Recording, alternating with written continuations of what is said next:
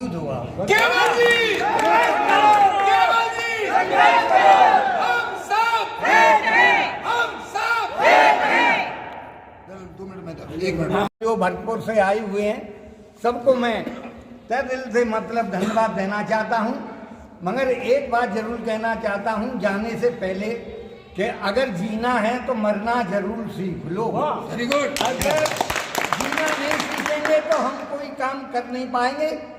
जीना है तो मरना जरूर सीख लो, और यही प्रण अपने बच्चों को, अपनी स्त्रियों को, अपनी बच्चियों को दो, जिससे हमारी समाज आगे बढ़े।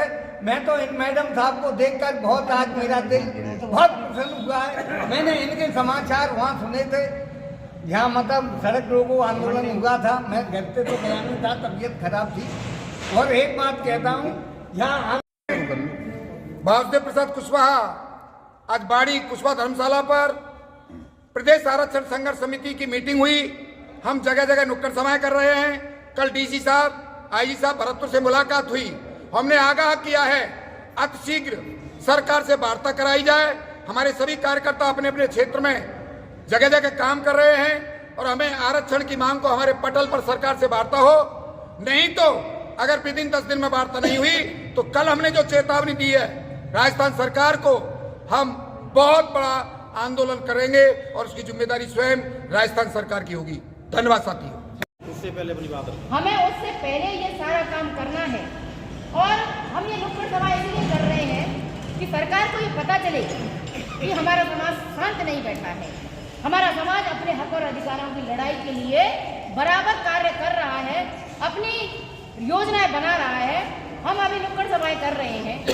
हमें आश्वासन दिया गया कल भरतपुर में, हम आईजी से मिले, हम डीसी से मिले, हम कलेक्टर साहब से हमारी मुलाकात नहीं हो पाई, लेकिन डीसी साहब ने उनको तुरंत फोन किया कि कुशवाहा समाज की आरक्षण संघर्ष समिति हमारे पास आई है।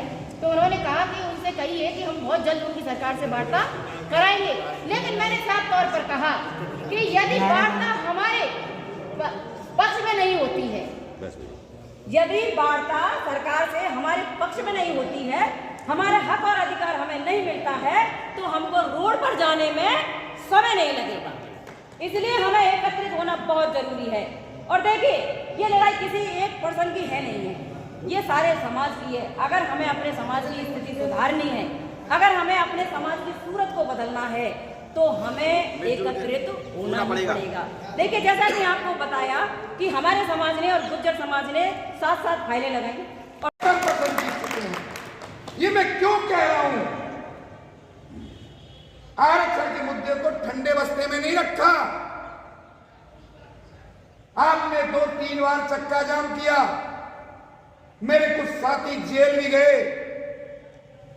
डंडे भी सहे, पुलिस ने अस्त्र गोले तक झेले, और जो भाइयों ने कष्ट झेले, एक बार उन सब लोगों के लिए जोरदार ताली बजाएंगे। साथियों, जाना है एक दिन, जो जन्मा है वो जाएगा, और ये किसी को नहीं पता कि कब चला जाएगा। किसी को पता है क्या? नहीं पता। किसी को समय का पता नहीं, किसी को जगह का पता नहीं। कि तो क्यों नहीं समाज की खातिर हम तन मन धन से लग जाएं। कहने वाले कहते रहेंगे, करने वाले करते रहेंगे। एक और निवेदन आपके बीच में, 70% की बात क्यों कही है मैंने? ये आज का मुद्दा नहीं है। हमसे शीर्ष नेताओं ने बताया कि 2005 से आप इस लड़ाई को लड़ रहे हैं। चाहे तो वो इस्लामी कमेटी की रिपोर्ट हो, चाहे बर्मा कमेटी की रिपोर्ट हो, चाहे रोहिणी कमेटी की रिपोर्ट हो, सब कमेटी की रिपोर्ट ने, चाहे मंडल कमेटी की रिपोर्ट हो, सब कमेटी की रिपोर्ट ने कुशवाहा काची साके को अति पिछड़ों में सम्मिलित किया है। तो आपका अधिकार आपको मिलना चाहिए कि नहीं मिलना चाहिए? क्या घर बैठे मिल जाएगा? और अधिकार के लिए हमें लड़ना चाहिए कि नहीं लड़ना चाहिए?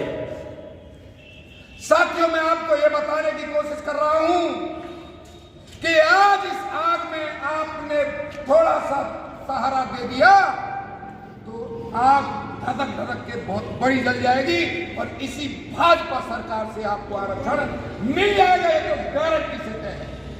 ये क्यों कह रहा हूं? समझ गई है कि इन कुशवाहों में वो ताकत है कि कांग्रेस ने इसको कुछ नहीं दिया तो इसने उखाड़ के फेंक देने का काम किया। वो आपकी बहुत बड़ी ताकत हो सकती है। हमने भजनलाल सरकार को भी आगाह किया है कि आने वाले सांसद के चुनाव में अगर हमारे कुशवाहों की बात नहीं सुनी जाएगी तो हम दिल्ली सरकार पर आपको सत्ता में नहीं बैठने देंगे कि हमने ठाना है। क्या आप एकजुट कह सकते हैं इस बात को? साथियों, अब तक जो हुआ सरकार ने हमें